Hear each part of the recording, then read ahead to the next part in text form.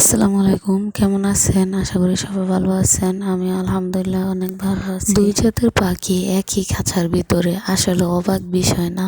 আমরা মানুষ থাকতে পারি না একই জায়গার ভিতরে, কেউ কাউকে তো সহ্য করতে পারি না। এখন এমন অবস্থা হয়েছে যে মানুষ, মধ্যবিত্ত পরিবার যারা আছে তারা অনেক হিসাব করে চললে অনেক কিছুই করা যায়। অনেক তো বাচ্চা কাচ্চা আছে যারা পপকর্ন খেতে পছন্দ করে, আসলে 10 টাকা দিয়ে না কিনে 20 টাকার এক পাবা যদি ভুট্টা কিনতে পারেন তাহলে অনেক টাকার বাঁচবে। এখানে একটু যদি সেভ করে চলা যায় তাহলে অনেক টাকাই সেভে রাখা যায়। মাসিক টাকা খরচ করতে তো অনেক কষ্ট হয়, কারণ খরচ না করেও তো থাকা যায় না।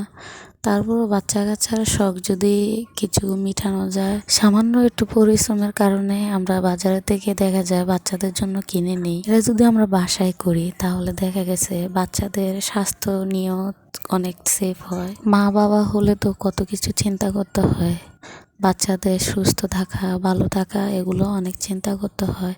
কারণ ওরা যদি সুস্থই না থাকে তাহলে আমরা বাবা মারাও সুস্থ থাকতে পারবো না। বাচ্চারা চাইলে সাথে সাথে কোনো কিছু দিবেন না, কারণ শিখতে হলে বাচ্চাদেরকে একটু ধৈর্যের পরীক্ষাটা নিবেন। কোনো কিছু যদি খুব সহজে পাওয়া যায় তাহলে ওরা কষ্ট করতে চাইবে না। কষ্ট জিনিসটাও ওদেরকে বুঝাইতে হবে, ওদেরকে একটু কষ্টটাও বুঝাবেন। আজকালের বাচ্চারা তো অনেক বাহানা করে, অনেক কিছু না চাইতেও পায়, কিন্তু আমরা এরকম করে বড় হই নাই। ওদের তো বাহানার শেষই নাই, কারণ ওরা তো এখন সব কিছু না চাইতে পাওয়া যায়, তাই ওরা কি আমাদের দুঃখ বুঝবে? আমরা যদি বাবা মার দুঃখটা বুঝি এখন কিছুটা হলো, কিন্তু ওরা না চাইতে যদি সব কিছু পায় তাহলে আমাদের সন্তান যেহেতু বুঝে, ভালো করে একটু বুঝালে বুঝবে ইনশাল্লাহ। আল্লাহর উপর ভরসা রাখি, একদিন না একদিন আমাদের সন্তানও বুঝবে।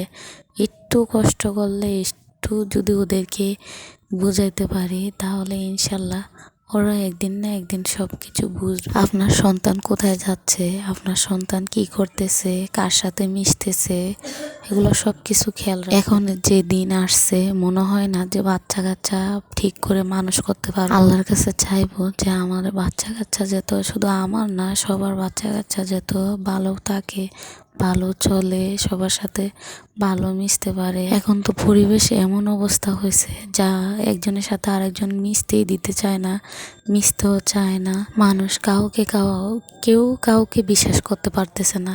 এখন কি অবস্থা হয়েছে দেশে, একজনের বাসায় রেখে যাবেন বা একজনের কাছে রেখে যাবেন, তাও আপনি ভরসা পাবেন না যে সেফ আছে কিনা আপনার বাচ্চা। আপনি আপনার বাচ্চা কি করতেছে না করতে সবকিছু আপনার থেকে খেয়াল রাখতে হবে। মেয়েরা তো আল্লাহর নেয়ামত, কিন্তু এখন যে অবস্থা, মেয়েরা মনে হয় দেশের শত্রু, সমাজের শত্রু, এরকম মনে হয়। যারা মেয়েদেরকে দেখতে পারেন না, আসলে একটা জিনিস চিন্তা করে দেখবেন, আপনিও একদিন এই মেয়ের গর্ভের থেকে আসছেন, মায়ের পেট থেকে আসছেন। মা ছাড়া সমাজ চলে না।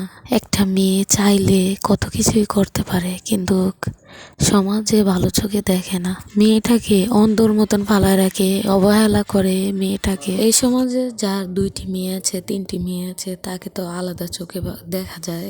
আমারও আলহামদুলিল্লাহ 2টি মেয়ে। আমার মেয়েগুলোর জন্য দোয়া করবে। আপনাদের সাথে অনেক কথা বলে ফেলছি, যদি ভুল হয়ে থাকে ক্ষমার চোখে দেখবেন। আজকের জন্য এতটুকুই, আর বেশি কথা বাড়াবো না, কারণ কথা বললে কথা শেষ হবে না। আপনাদের সাথে মনে হয় অনেক কথা বলি, এরকম মনে হয়। প্রথম তো কথা বলতেই অনেক লজ্জা লাগতো, কিন্তু নিজের কথা নিজেও শুনো মনে হয় কেমন একটা লজ্জা লজ্জা ভাব লাগে। আলহামদুলিল্লাহ আগের থেকে অনেক ভালো কথা বলতে পারতেছি। তো আপনারা আমার জন্য দোয়া করবেন, আমি যাতে আপনাদের সাথে ভালোভাবে কথা বলতে পারি।